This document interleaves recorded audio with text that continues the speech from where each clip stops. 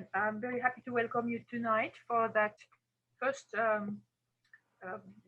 online session of the Dynamic Object Network that we decided to call the Dynamic Workshop. So I would just say some words to remind a bit what is ICON and what is the Dynamic Object Network, and then we will very quickly go to the presentation of our varied speakers. So ICON is the Institute of Conservation, and it's an independent charity which is acting as a professional body for conservation practice in the UK, but also with a lot of members abroad. And its aim is to promote conservation and to promote good practice amongst the conservators who are becoming its member. So some years ago now, in 2016, ICON called for different type of professional to create networks and groups to develop some aspects of conservation practice.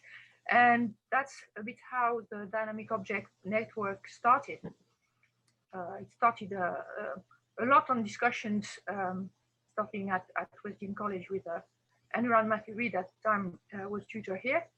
And so we created that network with Ken Cobb, who is going to speak also tonight. And we are co-chairing it since 2016. So we had varied activities since then. We had, of course, meetings in London and in Cambridge during a couple of years. And then we participated in 2019 to the Belfast Triennial Conference organized by ICON. And that was a very interesting session also.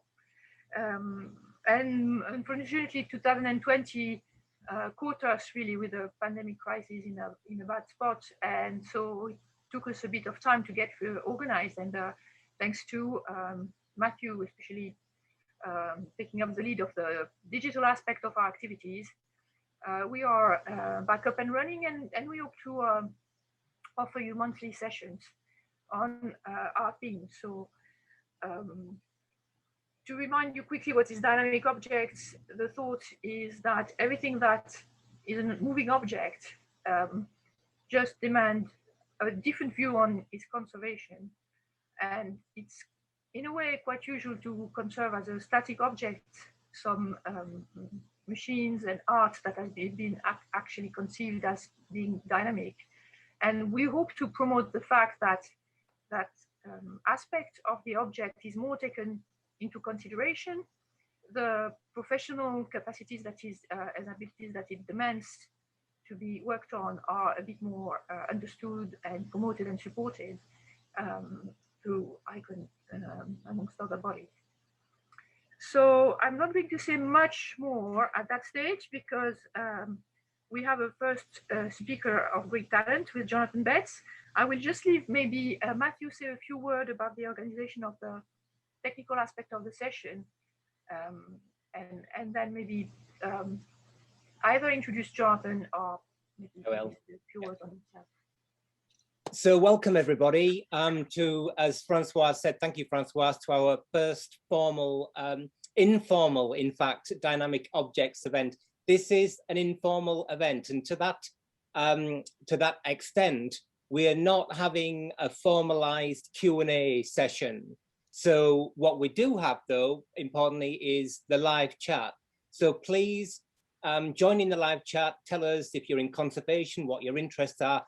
And our 6 speakers this evening, including me, will be working in the live chat the whole time. So it's very informal. And we hope that these sessions will spill over one from the other and they'll gather some momentum as the months go by. And so whatever crops up from today, and there will be lots of questions and lots of queries, no doubt, we'll carry on into further sessions. So as I say, it is not a formal event. So please, the live chat is as important as listening to our speakers.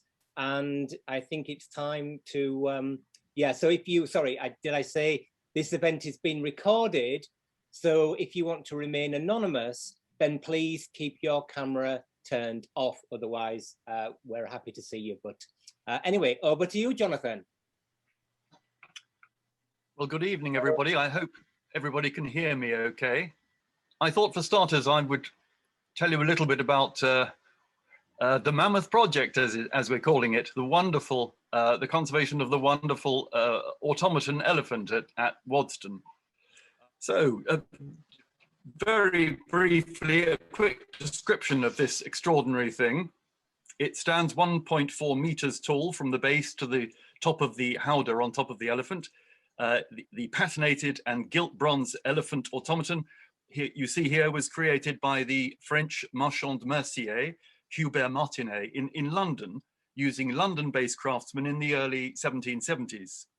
It was evidently intended for the Eastern market, though research on that continues for a while, for a publication one day by Roger Smith and me, hopefully. The automaton as a whole, as you can see, is immensely complicated. In addition to the automated elephant, there are more than 20 other individual automated scenes and actions. The elephant, which is, just to give you an idea of scale, is about the size of a Cocker Spaniel. He has his own independent fusee-driven mechanism, and when running, he flaps his ears, he moves his eyes, he wags his tail, he waves his trunk in a most realistic manner. On the left and right side, he sports a set of contra-rotating paste set wheels, and in the howdah, I don't know whether my cursor will work. In the howdah here, soldiers are seen to patrol past the windows on left and right. Back and front have contra-rotating crescents, paste set, and on the top, the figure of the potentate swings from side to side as master of all he surveys. The bass, the musical bass plays 5 tunes on 12 bells with 24 hammers. The automation incorporating 6 automated panels on the sides. You can see just 2 of them here and here. And on the top, 4 flowers, of which you can see 2 here, appear to grow and have contra-rotating petals. And 4 musicians on the corners, one at each corner, swing from side to side. Well, in the early 1990s, Waddesdon decided it would like to have the automaton restored to working order if possible, as it hadn't been working for many years. And I was asked to carry out a feasibility study on this. It had not run in living memory, but an initial partial dismantling and investigation showed that although both movements were thick with old dried oil and a considerable number of the bearings and acting surfaces within the mechanism were quite badly worn, with careful work it ought to be possible to conservatively overhaul the automaton and bring it back to life, at least in the short term. Now, this, of course, was in 1992, at a time when horological conservation was still rather in its infancy, and many clockmakers I spoke to at the time were skeptical about the whole concept. It was often said that conservation might be possible on simple, posh chronometers, but something complex such as this could only ever be made reliable by wholesale restoration.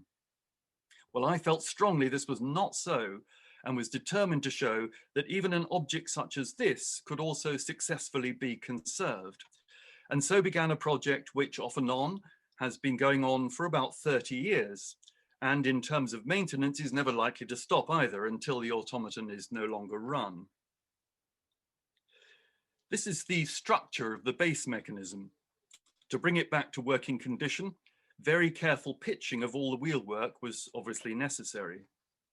Now, although many of the steel pivots had scores in them, these were only lightly refinished to ensure enough bearing surface on the pivot.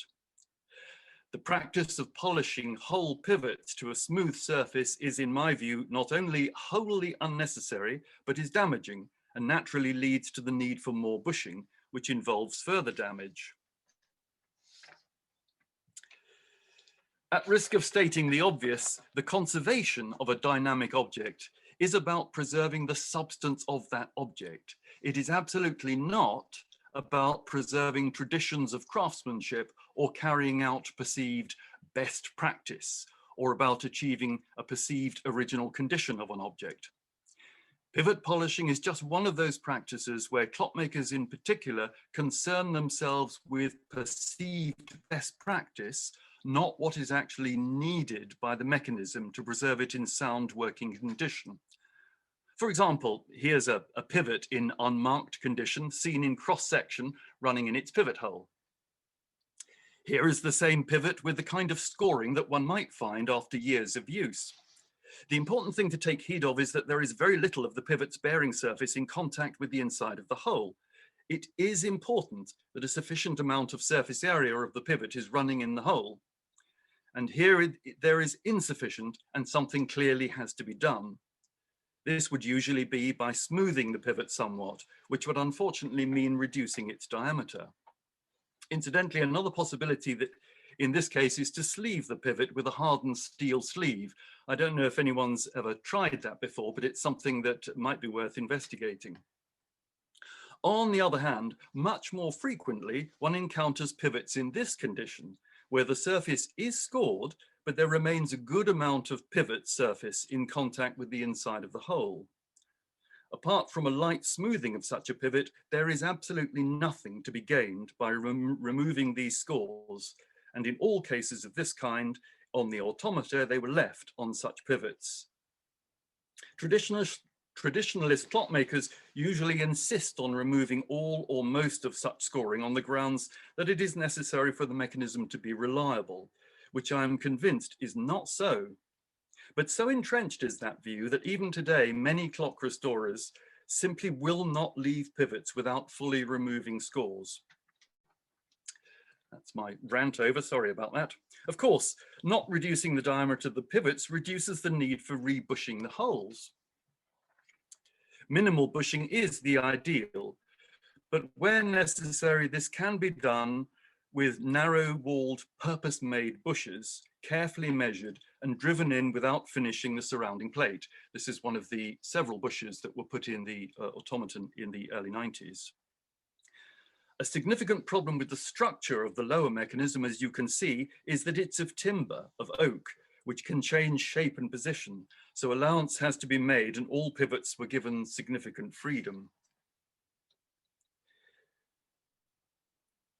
If just one of the many pivots in the whole base mechanism and driving movement were to seize up, the whole mechanism would grind to a halt. So as you can imagine, this was very important. On the side of the base were incorporated 4 moving scenes with marching soldiers, the chains of which had to be totally free and lightly oiled.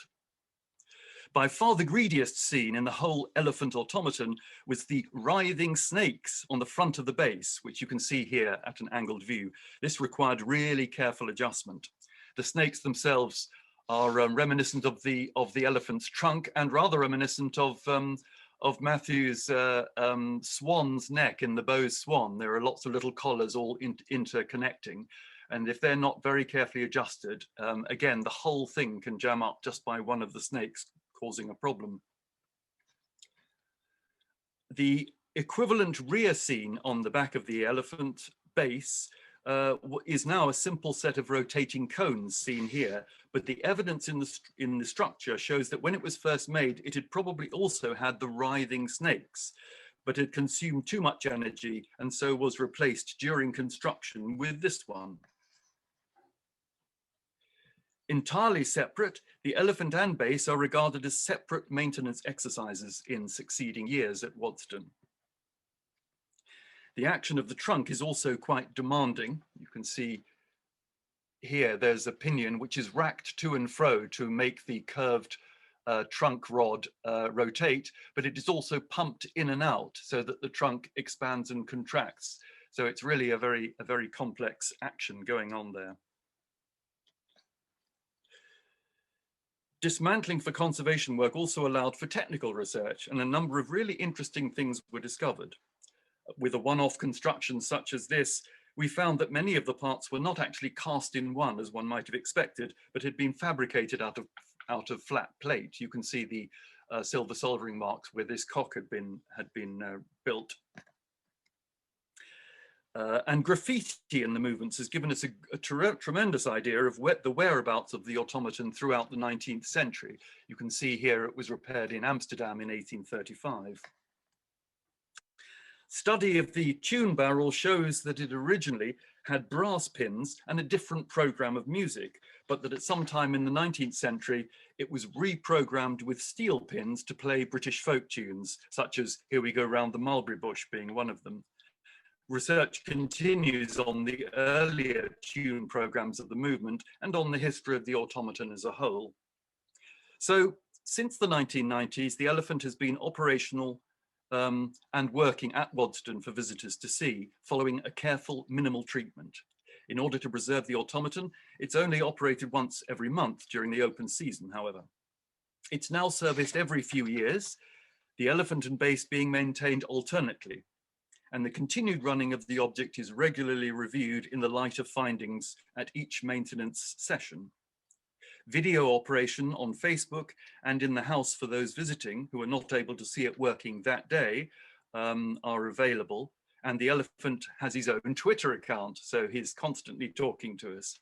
And as I say, we hope to publish this research and the history of the elephant in due course. So thank you for listening. First, I would like to say how exciting it was to hear Jonathan on Waddesdon's automaton. It would be really, really so nice to have more publication on this and more details, both on the maintenance and the historical research. But I think it's a very interesting object also for everybody, because we are very clock-minded tonight. But I think the variety of objects that are going to be discussed tonight shows that what we talk about can be transformed to a huge variety of objects. So I will be personally more speaking about clocks for sure, but a form of industrial heritage in a way, which is a specific type of French clocks that are called pendule de Paris. So Paris, what is called pendule de Paris, so Paris clocks basically, is a massive production of 19th century that was exported by millions basically all over the world, because on top of having a highly decorative aspect and a huge capacity of producing good quality decorative pieces, it so happened that France was able to produce during the 19th century mechanism at an industrial level of sufficient quality to be really widely used, whatever cases you are choosing to put them in. So here is a picture of those type of mechanism. Now, I was trained at Waddesdon College, and so my first insight in horology was a lot English-based indeed, but of course, because I'm French, I had kept a bit my eye on this kind of object, and they are very common.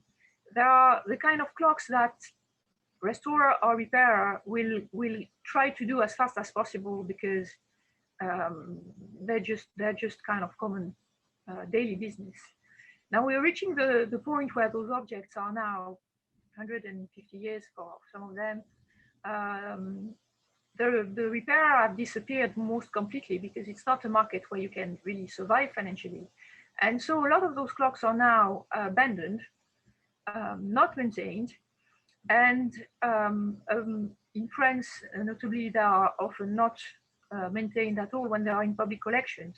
That's a bit different in the UK, where there is a longer tradition of running clocks, especially in historical houses, but also in a lot of museums. So I discovered a bit clock movements during my studies at Waddesdon College, and I came first to train because I wanted to study the history of those clocks. And you see, that's the kind of thing at the time I would have been dealing with. I was more on the creator side of museum work, and I would compile, brand marks on the mechanisms and information and pile up literature on the topic.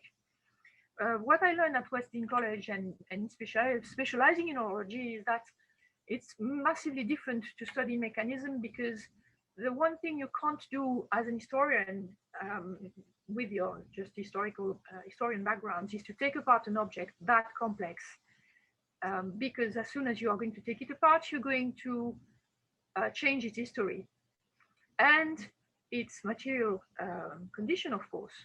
So Pendule de Paris, as you can see on those pictures, that was the kind of box we collected 10 years ago, basically. And you find a lot of mechanisms that have been abandoned, refurbished, have taken apart, bits have been used in other clocks.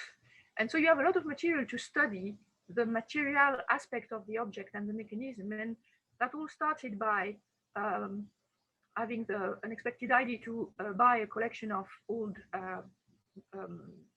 destroyed clocks as a first collection to study, because it was fully possible to take them apart and study what could be seen. A lot of them having not been touched for a long time too. And so this is not a small collection in many ways, although in a poor condition, and it's enabled me to get through a whole process of how could we catalog them. And I did a lot of that work with Matthew, who was much involved.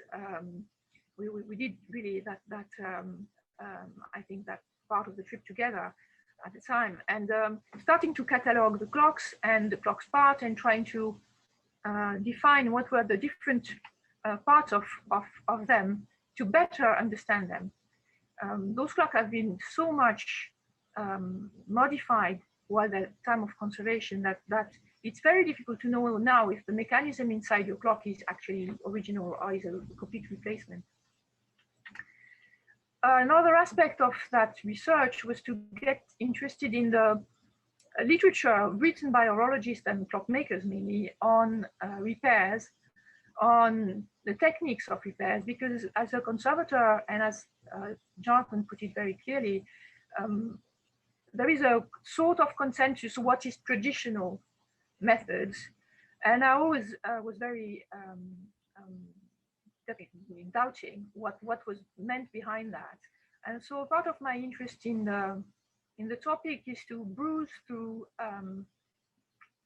clockmakers' manuals to find out what was the practice indeed, what is still used today. Because my first suspicion would be that a lot of the things that we consider traditional nowadays are actually probably late 19th century. And on objects like French pendules, which became an industrial product during the 19th century, I strongly sense that there is a story between the moment where the repair market got structured and a whole pile of information of that order. That's actually, as a conservator and as a practitioner, I can understand, which is much more difficult to approach for an historian. So that is driving me into the madness of Excel sheets and taxonomia. And Matthew is smiling because you remember how much we suffered on trying to formalize that, and it's far from being done. I hope the actual project will push me above the line, and we'll manage to create several tools that could be used not only by us, but also by other conservators and curators to better understand their objects. But you see, some years ago, I did for a talk on for ICON that slide on assessment and decision making. What is actually, as a conservator, your process of thinking while you are trying to conserve a dynamic object, an object that is meant to be moving, and what is actually happening now after almost 10 years, 8 years of working loosely on the topic. Is that really I'm still exactly at that stage. I think that as conservators, we have a strong impact on the historical knowledge on those objects, maybe a stronger impact than in some other type of objects, and so that it is important that we contribute in that. And that's what I'm going to try to produce at a modest scale with that PhD project. So that's it for me. Well, when I was asked to speak for this, I sort of thought, well, dynamic objects mean movements, which mean friction. So something you come across a great deal as a restorer of watches is the jewelling within watches. So I thought I'd give a quick historical overview and then with some sort of case studies restoration. So jewelling watches for technical rather than just decorative reasons dates back to the early 18th century. Stones with pierced holes act as the bearings for shafts, end stones or cap jewels as the thrust bearings to take axial loads, and you get various other shaped stones as well, perhaps cylindrical or trapezoidal in form, to reduce sliding friction in other positions. And I hope you can see my point of it. In this picture, you can see a few of these different types. First over here, out of focus, but there's a plain, a pivot in a plain brass hole, similar to the diagram that, that Jonathan showed up earlier. Here is a plain hole jewel. Over this side, screwed in, there's a cap jewel, so there's a hole jewel below this cap jewel, and then this one is just a flat surface underneath, and it's quite difficult to see, but over here there's a locking stone which is triangular in cross section to assist with sliding friction. So initially the hardest stones were favoured, sapphires and rubies, which could be drilled using diamond powder, and diamonds themselves were used for end stones sometimes. Scientific study of friction was ongoing through the 18th century. So to be honest, I'm not sure that the early adopters really appreciated or necessarily understood the reduction in friction that by using jewels. It might have been the fact that they were much harder wearing, and those were the qualities that they sought. I've also seen suggestion that jewels were beneficial at those dates because of their ability to withstand attack from the old animal or vegetable-based oils that were used, and would also allow a watch to run for longer, especially in hotter climates where that oil would break down. Here is a watch from the middle of the 18th century, and just here is an original jewel from that time.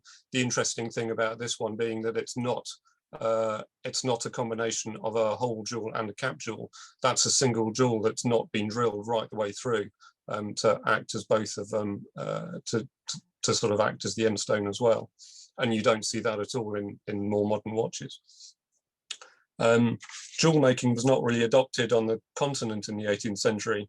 It was very much an English trade.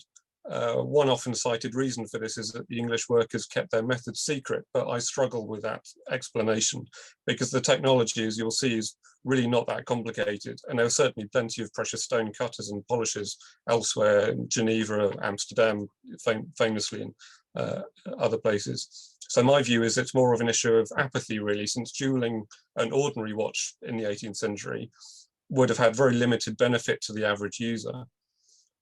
Even into the early 19th century, the great Breguet in Paris was getting watch jewels sent over from England from his contacts here for his very expensive watches. Such was the lack of interest from the French or Swiss watchmakers. The English monopoly of watch jewel making probably did, however, assist some of the developments in precision timekeeping in the later 18th century. And it could be one of the reasons why those developments were made here in England. Once the advantages of lower friction were more widely understood, having a watch with visible jewels could then become a marketing feature, and a watch with a jeweled wheel train could be promoted as a superior product. As a result, not just ruby or sapphire or diamonds were used, but softer stones such as garnet that were easier to shape and drill were often used because it was cheaper to make them, and so you could put more of them into a cheaper watch. Also very much oversized jewels, such as those called Liverpool windows, which are often quartz. Once you get much later into watchmaking history, jewel counts were particularly popular in the American market, and by the late 19th century were frequently engraved on the movement themselves. This is actually a movement from the middle of the 20th century, and you can see, proudly stating it's 23 jewels right the way through the train with cap jewels on the escape, on the escapement, and even the spring barrel is jeweled.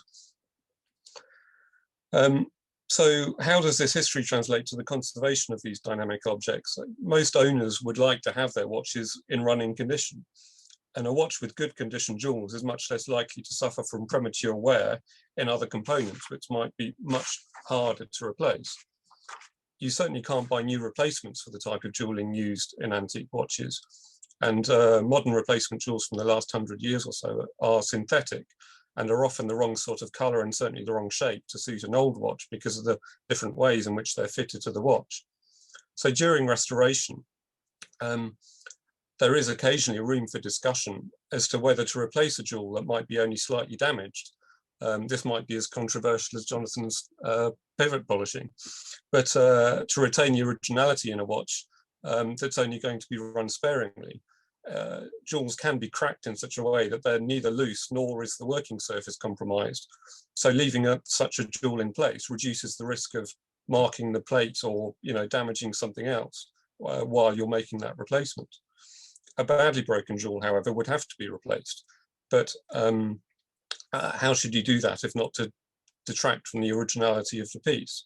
So I've come to the realization in recent years that the art of jewel making is one that's increasingly important for a watch restorer to study and practice so that they can make a new jewel when necessary, or perhaps modify a good condition used one of the same era as the watch. It can be tricky because the original jewel makers did nothing else. The watchmaking was made up of all these many specialist workers. So all they did all day was grind and drill jewels. And they would have made many in different sizes. So the person who eventually assembled the watch could have picked one that fitted. I've been quite lucky to acquire, a number of new old stock jewels, which suit certain types of movement, but certainly not all. And I've got spares from old movements. Watchmakers never throw anything away. But it's still unlikely, even with all of these, that I'll ever find anything that fits straight in. Originally, certain delicate parts in a watch might have been made to suit the jewel at hand, particularly something like a ruby cylinder or a duplex locking stone. And in restoration, you have to do the reverse, and you have to make the jewel to fit the original components. So I mentioned that the technology is not complicated, and this is pretty much it. I've read various sources that describe the process, and I've spent many hours sort of trying various small variations in method. We have here, these are two handheld gravers used for turning, and in the ends of these are soldered a couple of very small bits of diamond with which you can turn other stones, particularly sapphire, which I've used. This is a diamond wheel, a purchased wheel, very thin, that you can use for slicing up stones or for very rough grinding. Over here, this is a lap. I've made a series of these that I can mount on the lathe, and these are used for polishing flat surfaces. This is a homemade jig in order to adjust angles in order to grind different surfaces correctly. And then these are just some small pins that may be used to open out holes in jewels using diamond paste. So I've now got a couple of examples just to flick through. I'll try to so quickly. So I had to make a center jewel for a very nice high-end watch from the late 19th century. And center jewels are particularly large holes in watchmaking terms anyway. So here in this piece of brass, commonly the way to mount a jewel when working on it using shellac, the outside diameter of the jewel is about 1.4 millimeter, and the hole up the middle needed to be about 0.9. So I used the diamond gravers to turn and bore the hole until I had a hole right the way through, and then used the steel pins with diamond paste to open the hole out to the right size. That there is the finished jewel to go into this hole and be held in by the lip of the hole rubbed back over. That's the piece of sapphire rod which I used. So this was synthetic sapphire, but the original hole in this position was clear. The original jewel was clear, so it would be a match. Not that anyone is ever going to see this, except the next person that might take this watch apart. this was quite a challenge, and is probably the smallest, one of the smallest things I've ever made. And this was a locking stone for a duplex escapement. So whereas the last jewel was 1.5 mil nearly diameter, the outside diameter of this stone is 0.4 mil, and it has a hole right up the middle that's about 0.15 of a millimeter. This was drilled right through using diamond paste on a rod, so not actually using a traditional drill, if you like. And then it also needed a groove put into it, for which I made up this to hold it. So that's it just there. And then used a lap similar to the one in the previous picture, but with a sharp edge to it to cut with a small groove. That's it there, just on a penny for size. And this is it once it was installed in the watch. This is just an enlargement of the main image, and you can see the surface here with the groove, which doesn't quite break into the center hole, or it would have broken. And then Chronometer Detent locking stones is something I've made quite a few of now, and were part of the reason why I made this jig. So this is a piece of sapphire again, stuck onto the end of my jig, and it's just held up against the lap as the lap spins in the lathe. And once the surfaces are made, then fix it on the end to finish the end. So that's this jewel here placed into this hole. The hole diameter is about 0.5 millimeter, so it's a triangular cross section that I ground, and then it's wedged in with a piece of brass and shellacked in place. And then just to finally finish off, another locking stone. So this was made from a natural sapphire, hence the nice color. This is from a marine chronometer, so a little bit bigger. And that's that. So I hope you've enjoyed a little insight into that. As I say, jewel making, I think, is something that restorers probably need to concentrate on, because it's not something that you can really rely on being able to buy or source from anywhere else.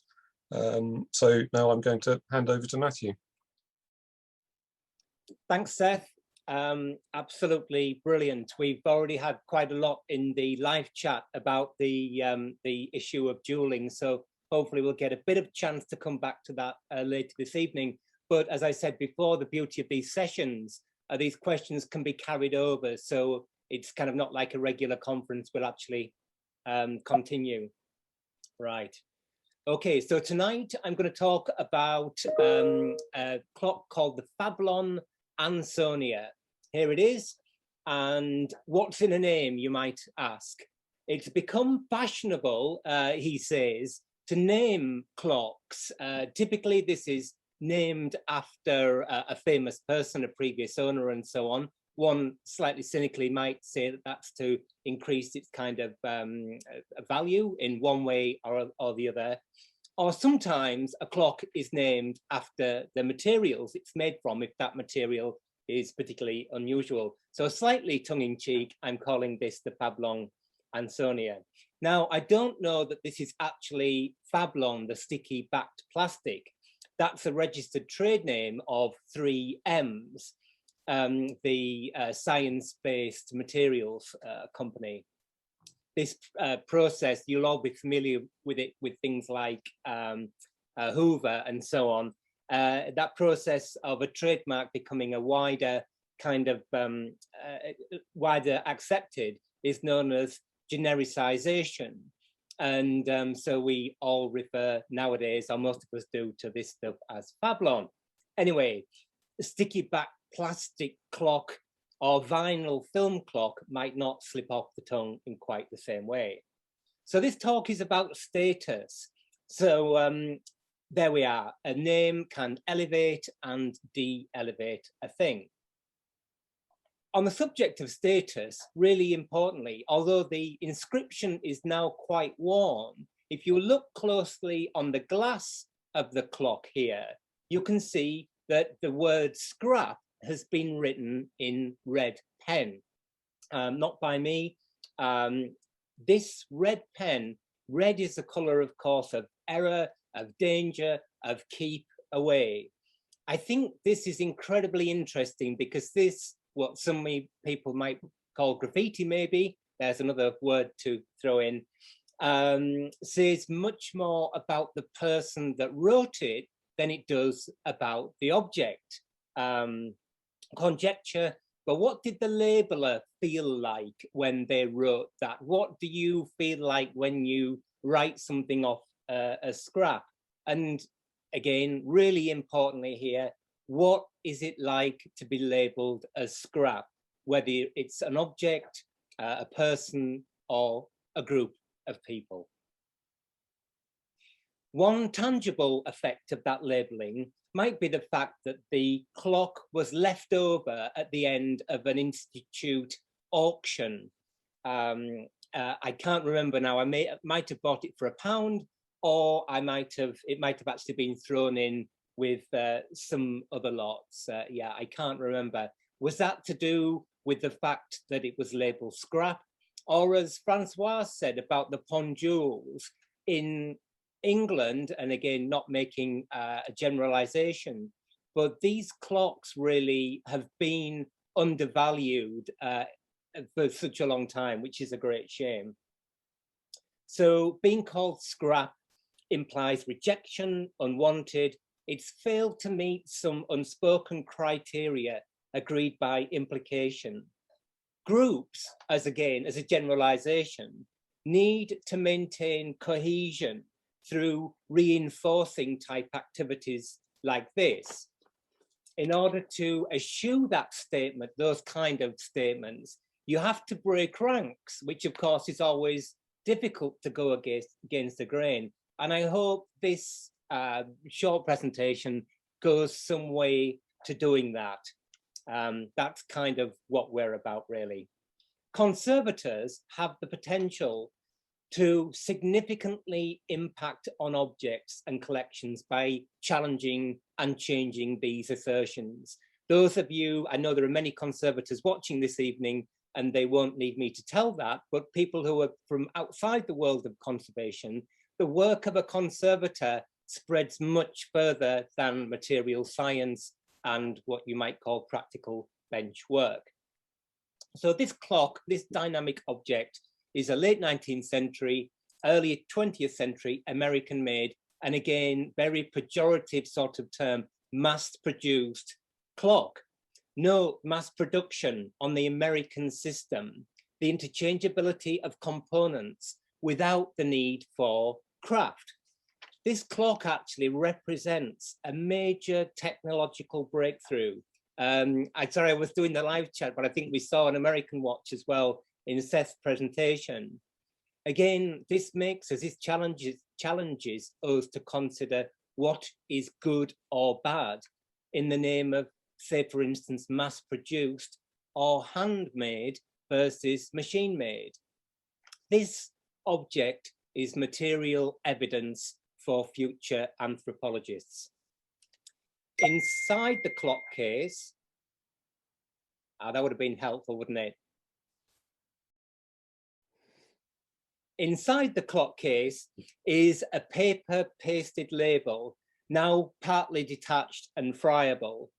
This label here, seen here on the right, using my PowerPoint now, suggests a story of migration of sociological interest. Of course, to the conservators here, what it means is that as a clocks conservator or as a dynamic objects conservator, interdisciplinary dialogue, action, work, exchange of information is incredibly important. We'll come to that at the end. This message of migration, clocks, like everything else, reflect the story of the ceaseless movement of people, where there are actually very few natural groups. Naming, as we've already kind of begun to see, is an essential part of grouping and ungrouping people. So in the post-war period, this clock was given what we might now call a makeover. In 1948, from a popular 1946 novel by Eric Hodgins, RKO produced a film called Mr. Blandings Builds a Dream House, a very popular film starring Cary Grant, Myrna Loy, and Melvyn Douglas. What made this film important to our story was that promotional supporting work involved building 78 houses around the United States, similar to Mr. Blanding's, which were given away in kind of lottery competitions, I understand. What's important to our story is that it was in these dream houses that the dream kitchen was invented, and it was kitted out by sponsor General Electric. The dream kitchen was born in 1948. Google's Ngram indicates the phrase dream kitchen doesn't really exist before that time. Dream kitchen, of course, leads us back to our plastic film. The vinyl film was developed in the 1930s, but by the 1950s, pressure sensitive film, as we see being used here, with a silicon release backing, really important to vinyl films being used in a domestic environment. So it was able to be used in what we would nowadays call DIY application. Importantly, again, to our story in a minute, it was noted that in 1958, the graphics industry enjoyed gold-colored vinyl film. Remember that? Which was first used on Eastern airline planes, apparently, and beer trucks. So we see that our Fablon marketing strategy, implies a problem, good old marketing, and provides a solution. Your home is brown, it's dirty, easy, with only a pair of scissors. We can give it a makeover with nice, bright colors. But of course, as our understanding of products and materials changes, then what they mean changes. Plastic then, which was used quite readily in these adverts, is still on our minds today, but means something rather different. You can see, sorry, I'll go back, from this advert, it was all about dirt and grime. We can read that, bit of a list this, shelves, tabletops, breakfast recesses, kitchen units, bookcases, nursery furniture, lampshades, drawers, splashbacks, walls and doors, refrigerator tops, windowsills, bath surrounds, tins and boxes, dining alcoves, big breath, cupboards, divan headboards, pelmets, draining boards, and book covers were all suitable for the Fablon makeover. So broadly, kitchens, bathrooms, and bedrooms. Sociologists out there, a great deal, of course, to say about gender. We note no workshop, no office, and importantly, no clocks. My final observation here is to beware, of course, as conservators are, of first appearances. Until a couple of days ago, I'd always thought this material, the plastic, was green and cream.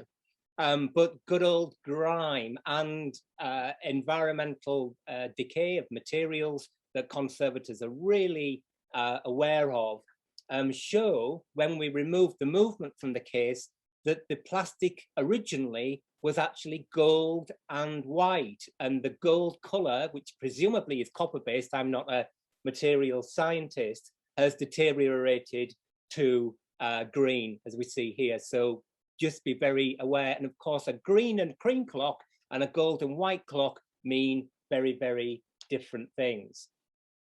So ultimately, provoking thinking, and instigating dialogue is the day-to-day part of and inextricable from the professional conservator's practice.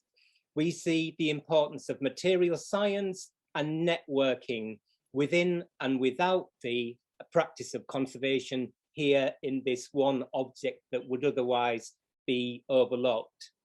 We can see there's also a lifetime's research in this one object.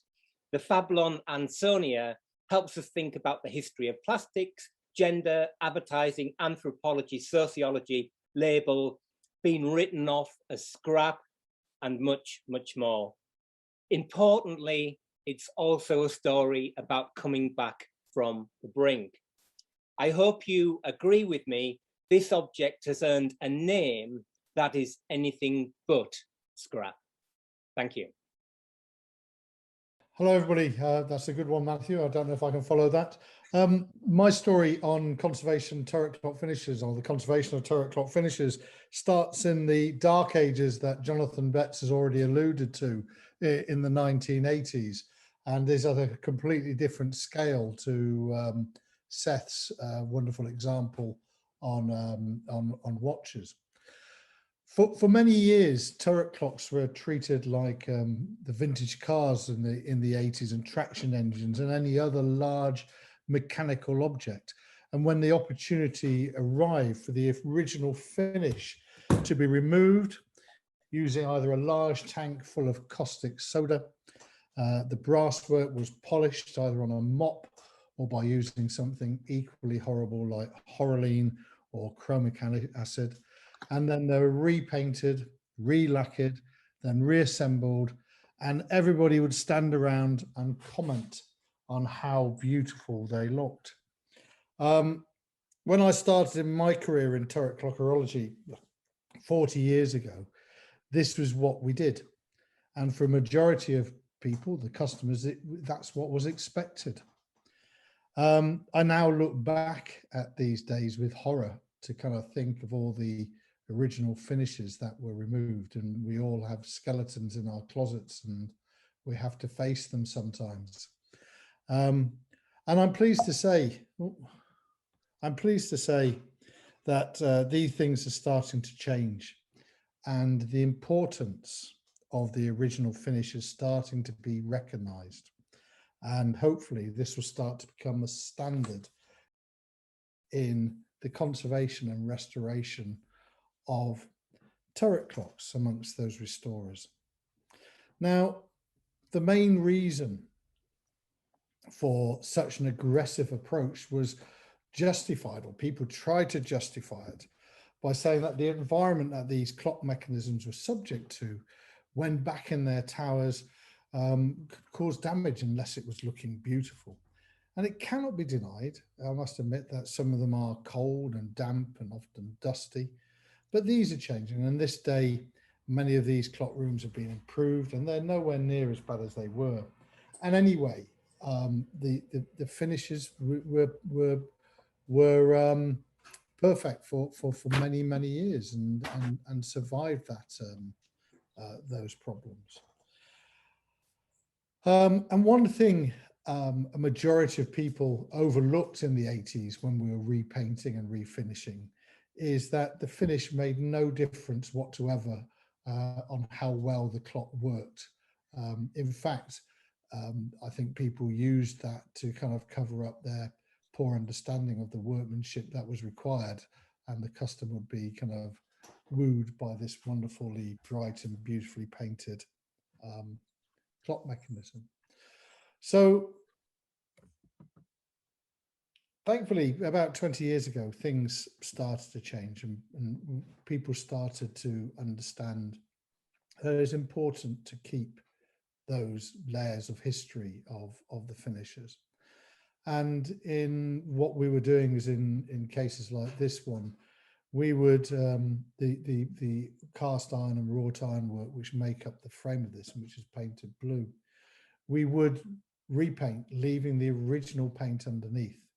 And therefore kind of thinking that in the future, people would be able to take their paint samples and go back in time and see that the original finishes were there. With the lacquer work, and in this case, the lacquer always seemed to last a lot longer than the painted surfaces, mainly due to the material that they're applied to, I suppose.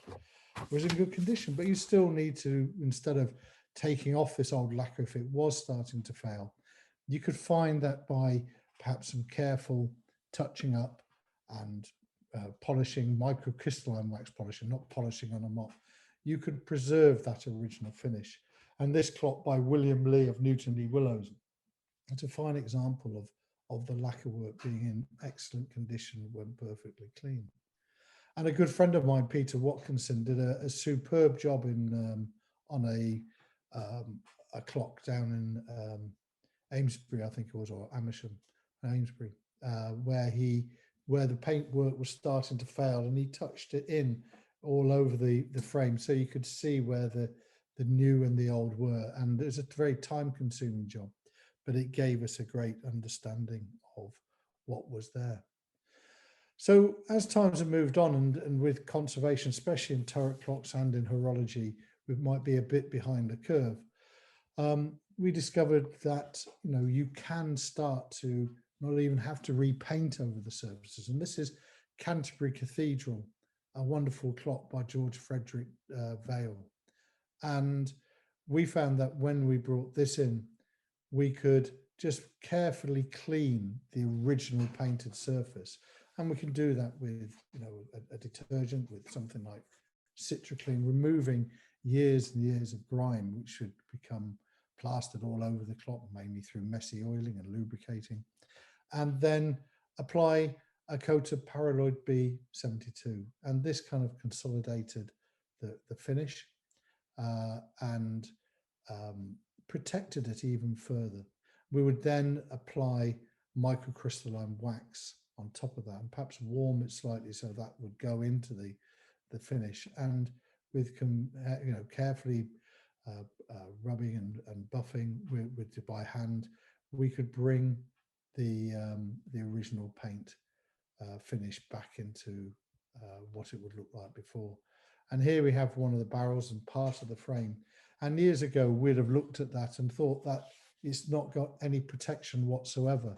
But by using a combination of these techniques, we can make sure that it has got this protection, and that what we're looking at is the original workmanship of William Vail, and have a better understanding of how it looked and the type of products he was using. When it comes to the bright steel work, you know, this is the chime barrel, a massive chime barrel on the clock. And again, we find that these areas are usually absolutely filthy. Years of grease have been slapped over the lifting pins, over everything, and you have to clean it back and get rid of all of that grime, because you can't really put anything on there which is going to give you any protection that you allow the protection to adhere to it. So we use an aqua blasting system, which is really a pressure washer with very, very fine glass beads on which gently washes the surface. And then we apply microcrystalline wax, but we warm on this case, the cast iron and then the steel pins up, and to the point where the microcrystalline wax starts to melt. And then we start to apply several layers of this. And using it on these areas where you do from time to time when you're adjusting the clock or working on the clock, where you have to put a spanner on them and make those adjustments, that when you retighten them in position, you can then apply microcrystalline wax and give that protection again. If you use something like a lacquer, you'd have immediately kind of cracked that surface, and eventually it would start to fail and corrosion would come back in. And so nowadays our engineers not only carry all their servicing equipment, part of that is a microcrystalline wax so that they can give the clock a protective coat after doing any work on it. It saves wiping it over with an oily rag, in my opinion.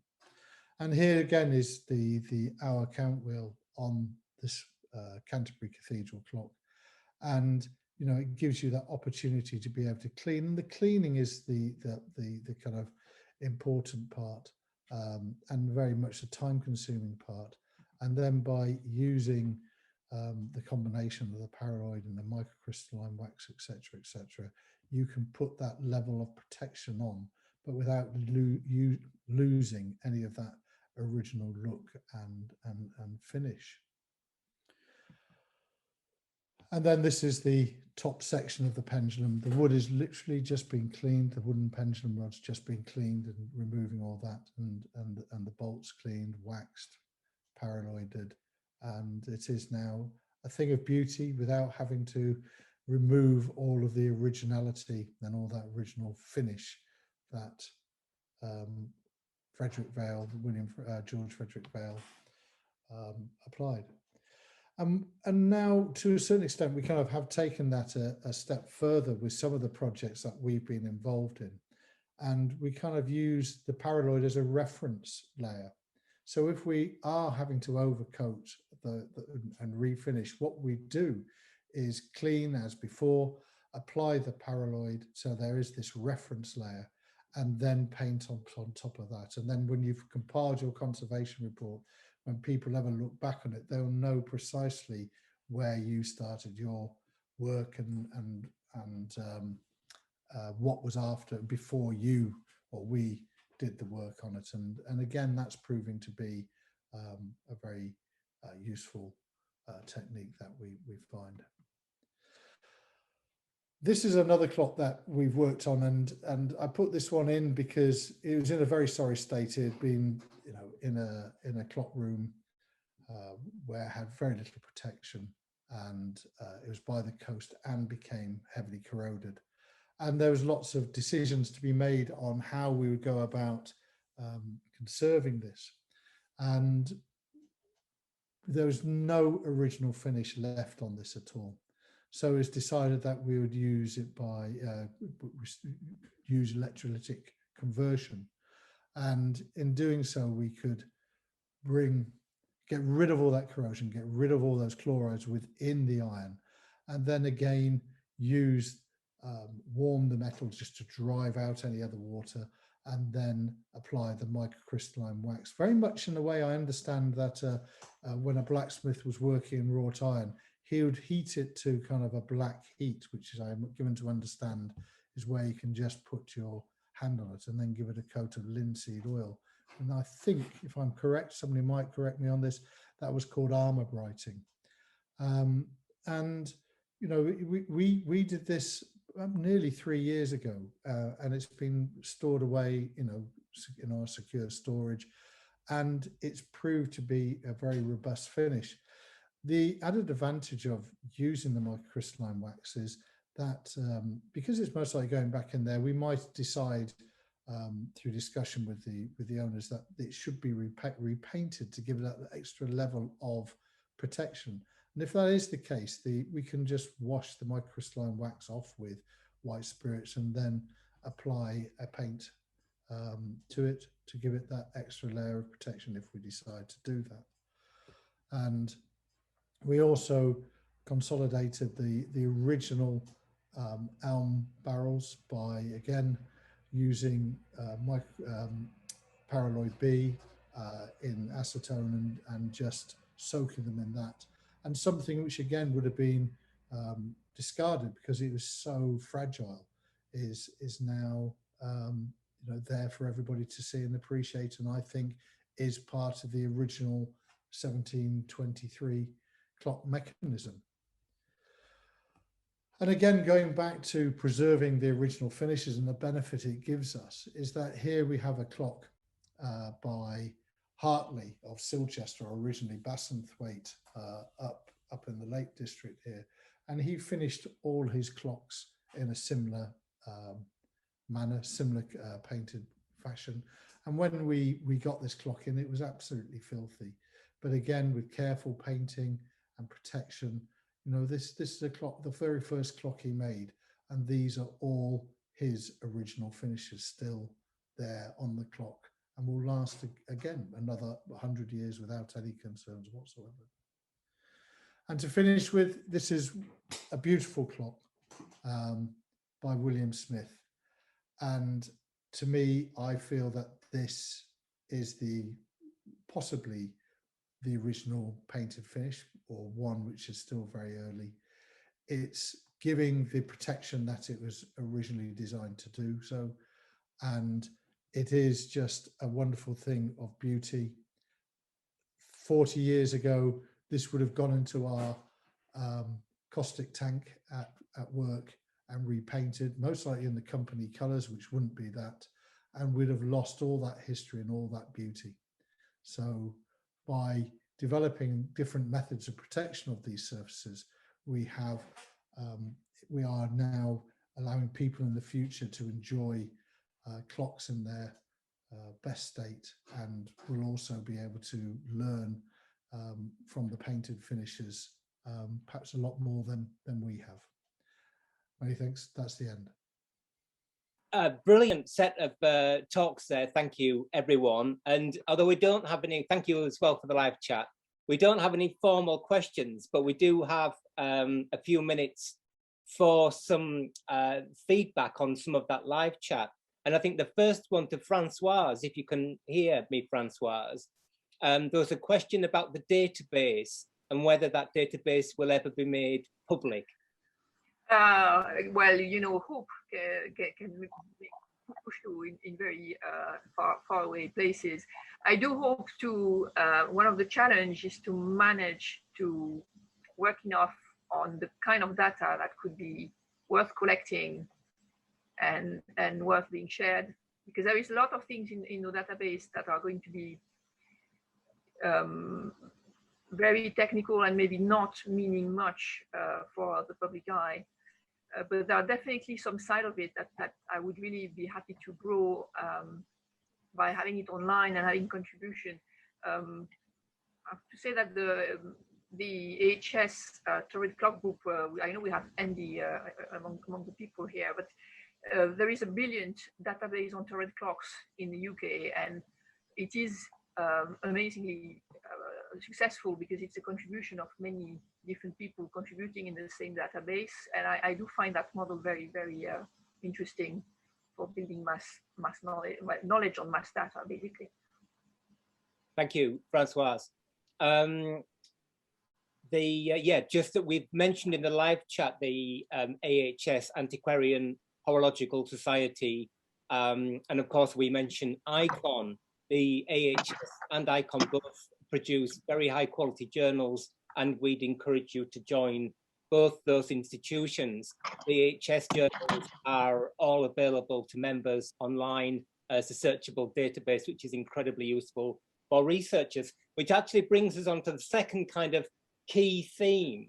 And I don't know who's the best person to talk about this, maybe Jonathan and maybe Keith, about records with objects.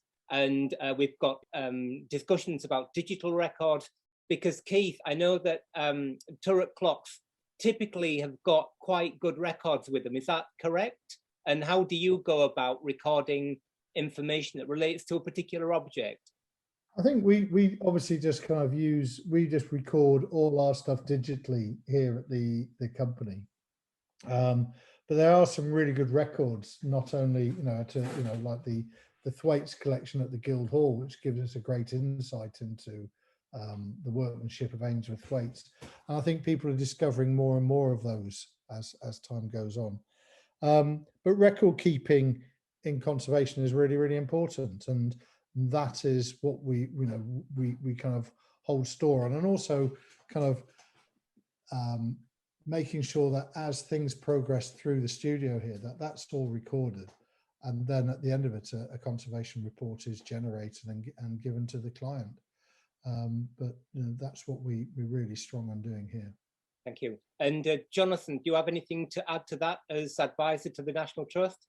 Well, obviously for the National Trust, there's a standard format for estimating, condition reporting, and recording conservation treatments, which I'm sure is available to anybody if they want examples to follow. So they are pretty comprehensive, and they include even servicing each year. They insist on having that record as part of an object's kind of doctor's notes, if you like. And it's certainly what we have tended to do at the National Maritime Museum. So yeah, very much recommended. There was a little interesting bit of chat about records, of course, being limited in as much as, especially in private collections where they they can easily get lost, and in some cases perhaps deliberately so. You know, if there's restoration of parts and the collector decides they would rather their clock was original, it's very easy for those records to go missing, shall we say. So it's not ideal, and if I mean, it's not perfect. It's the best we can do, really. If parts are replaced, it naturally, from a museum standpoint and from an organizational standpoint, it's important to mark those parts. Though I was thinking, well, I was listening to Seth's wonderful talk about jeweling. How the hell do you go about marking new replacement jewels? I should think it's nigh on impossible. But somebody did say, would it be the idea of using an easily identifiable new material in those applications would be a way of indicating that it's not an original part, and that's certainly a very valid comment. I don't know whether Seth thinks that's a good way to deal with it, but it seems like it answers that question, doesn't it, Seth? Yeah, I mean, I have replaced I've replaced screwed-in jewels within their chatons, if that's the right word, where I've marked on the gold chaton or whatever that it's a replacement. Oh, well done. But I think when you're replacing an individual stone, you know, if you make them as the right shape, then it's quite hard to determine whether something is original or not. I mean, you know, I have replaced stones that were there because the ones that were there were horrendous old repairs, which were nothing like they should have been. Yeah, I mean, it's difficult because, as you know, Jonathan, I mean, you get so many, the variety in color, if you like, can vary. And so you can't, I mean, that's the only thing you can really go off if you were looking at a mechanism to think, well, that seems to not be the right color, so maybe it's a replacement, but it's difficult to prove one way or the other, or to know one way or the other. The people who are likely to really want to know whether those parts are original or not, apart from collectors being curious about it, would be perhaps people in museum collections who were doing research on jeweling. Yeah. They probably could easily have the material, the instrumentation to do the analysis that I saw you referred to in your chat. You know, you wouldn't necessarily be able to identify, but if you had the equipment, you might. Yes, yeah, I think so. I mean, I don't know much about that sort of technology, but yes, I imagine that things would show up differently if you used a synthetic stone than if you used a natural stone. I mean, there are no completely perfect solutions to this. It's just with the right will, which is what so much of conservation is about, isn't it? If the will is there, then the best thing will, I'm sure, be done with a bit of logical thinking and caring about getting it right. We can do our best. But in another interesting chat note I saw was the question of graffiti, and ain't that an interesting subject? Because I've forgotten who it was. Somebody was saying, you know, we discourage it, but it's ever so interesting to see graffiti from years gone by, and I absolutely agree. And I have no answer to that. As far as the logic leads us, we cannot allow it. I mean, if conservators said yes to restorers, write your name and date and where you are, you know, there'll be no end to it, and over a couple of centuries the thing would be covered in it. So obviously we can't approve it, but I do agree that it is jolly interesting sometimes to encounter it, and I can't say any more than that, I'm afraid, because it's a perpetual kind of dichotomy, I suppose you'd say. Does anybody else have a word? Because as Jonathan says, it's an incredibly difficult subject, graffiti. I know, again, sorry, Seth, in the watch world, is it true that you know, it's more that in the back of a watch you know, traditionally scratch the name and date of the repairer in there? Is that still common practice, Seth? I don't, not amongst those I know, I don't do it, and I don't think anyone really does. The things with those marks is that they don't actually add any information, because the reference number or letters or whatever puts there. Very often there might be a date code as part of it, but you can't identify that. You can't identify who's done it or when or where. And so you just have a whole series. The scratch marks were intended for that watch repairer. When they got the job back, they knew that they'd had it before because they'd recognized their own mark. But now they've become totally irrelevant. And yes, there might well be people that do still do it, but yeah, no, I wouldn't, because you say, unless you write a whole essay, it's not, it doesn't help anyone. You know, it doesn't give you any more knowledge. One mark, I was thinking while Jonathan was talking, one mark that I did see that was fascinating was in a musical watch from early 19th century that needed a replacement mainspring, and you had to take the whole watch apart in order to get to that spring. And when I removed the last component, there was a name and a place and a date written, like scratched into the plate under there, as if to say that person, I was here, you know, it literally, like I was here, that, you know, I'm pleased that I got this far into the watch, and I might be I might be the only person who's now seen that mark. I didn't leave my own, but you know, it's fascinating. It is fascinating when you see them. We see a lot of graffiti, and obviously clock cases, you know, in turret clocks and all over the place. Some of it's quite blue and risky, I must say, but there is some wonderful stuff written in clock case up and down the country. And presumably as well, Keith, that because you see the, for domestic clocks, we tend not to see those often in their environment. That clock has been there all its working life, I guess, therefore you see a lot of that graffiti that you get in historic buildings where people have been bored or whatever, courting and things, and that is inextricable from the story. And it's absolutely fantastic. And you get you know, all the clock winders kind of, you can see lists of all the people who've looked after the clock, and it is fascinating, you know, and it's important that it stays there. I think we're about out of time. We've got predictably a list of questions that will keep us busy for the rest of our lives. We can't answer them today, but we'd love to continue this next month. We're aiming for, I think it's Monday, the 10th of May, the second Monday in the month again.